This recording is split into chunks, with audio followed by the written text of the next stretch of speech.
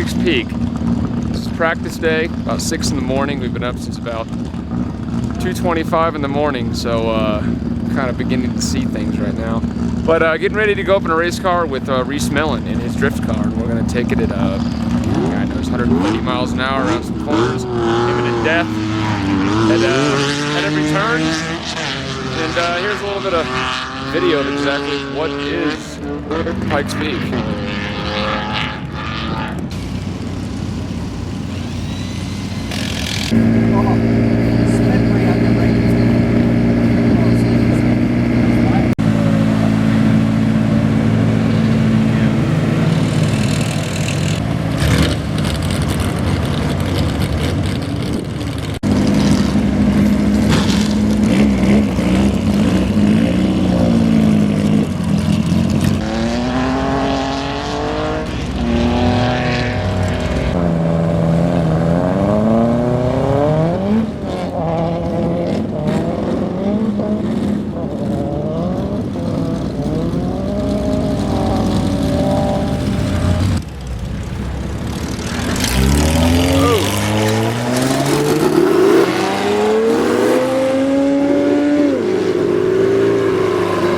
By the way, we got that on camera.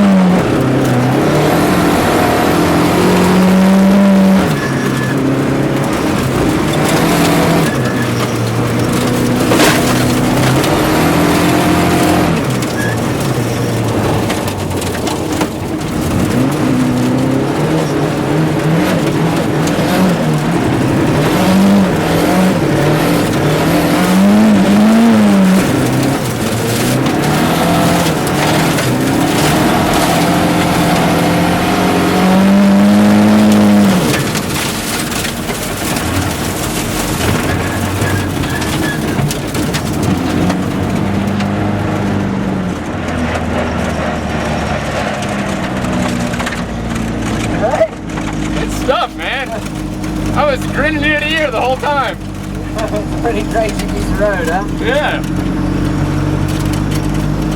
Every time I got close to the edge, I said, he knows what he's doing. The e-brake, that was so cool turning like that. In the tight corners? Yeah. That I've never done.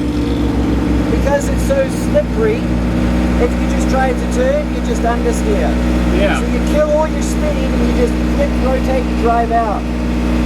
You know, though, the acceleration is never that brutal because you can't get traction. Up here. Up here on the road, it'd be brutal. It's fast. Yeah, I bet.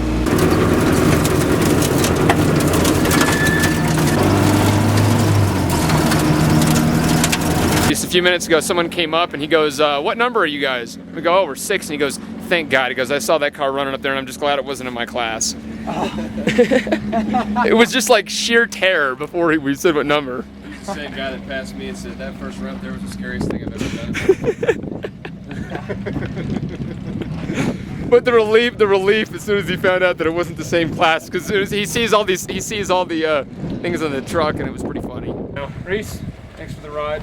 Glad you got to go along. Yeah. So when are you gonna take the old man's record? I'm ready. I've been ready for about 5 years. Have you? I think you do a good job of promoting me. Maybe Pontiac will step up to it. So we're gonna put some nitrous on it and give it a shot? Yeah, we'll put some drive to these front wheels and a bigger blower on it, and I think we'll be good to go. So explain to me how a car's set up for drifting. I know I can understand how drifting around the gravel is gonna work with the setup you have, but what about on the asphalt though? Well, you know, typically people see the drift events and they think of it as a stiff chassis getting sideways really easy. Complete opposite. We're drifting for speed, not for time, but for speed. So you equate those two together, and you're trying to get as much grip out of the tire, grip out of the chassis as you can get. Not for time again, but for speed, for judging. Right. So we use a setup that's very, very similar to Pikes Peak. You're in a low grip situation. You're trying to get as much grip out of the chassis from the tire. So we're changing tire pressures, tire compounds, spring rates, bar rates to get it to work in this low grip environment. But even the asphalt you consider a low grip environment just because people are dragging dirt out onto it? Well, again, it's new asphalt. It's only been down 3 weeks. Okay. The traffic that runs on it is not at speed. They're crawling up and down this motor or this road. Yeah. So we need to lay down the road, the grip, the rubber, for it to come to us. So yesterday, the tarmac was a little slipperier than I predicted it would be. We got a rental car. I'm happy to do donuts out here. We'll just start paving. I'll pay for your gas. You smoke the tires all the way up, lay down some rubber. Deal? Let's do it, man. We got to definitely do that. Well, again, thanks for the ride, and thanks for talking to us. Thank you. Glad you enjoyed it. Rhys, give us your overall impression today. Did the car do what you wanted it to do to get the result you're looking for? You know, the car handled exactly the way that I thought it would coming up here, not only for power but for chassis as well. The road wasn't what we were looking for. It was hard to really get a hard, solid base, but that's typical of what the top section is like. It's a momentum area. You build the speed, and you do everything you can not to touch the brakes and carry that momentum. Tomorrow we'll do qualifying. We'll be in the bottom section. That's really where we'll tune the chassis. And again, that momentum up the top, it's just all about keeping the throttle to the floor. You're a 6-time champion, have a couple of records on the mountain. What is it going to take for you to go to that next level, win another championship here, or maybe go up after another round? Well, if you had to make a game plan before you came here and you built a wish list on the car for the class, I think the Soltace GXP is the answer. It has the power, it has the torque, it's lightweight, it's short wheelbase, it's very nimble up here. We're already sections combined nearly a minute faster than other two-wheel drive vehicles that I've run here in the past. So the car is the weapon, and it's the weapon of choice to hopefully establish a new record this year. What can you tell us about the competition? I've been watching the competition. I'm a little afraid that the organisers that can combine the classes two-wheel drive and four-wheel drive together. But I think as strong as this car is running up here, as much as we're getting out of it, this is the same setup that we actually run for the Formula Drift series.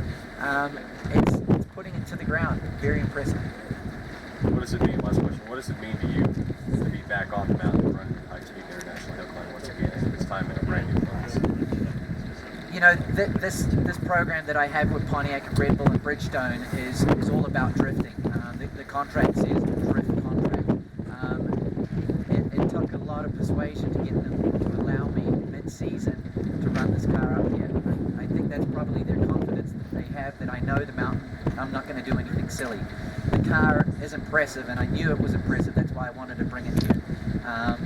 And we're proving that by being the fastest in our category this year. We'll leave here hopefully with a victory, and maybe we can elevate this to an overall hill climb record for the future. Outstanding. Good luck qualifying. Thank and you. Championships on Saturday. Thank you.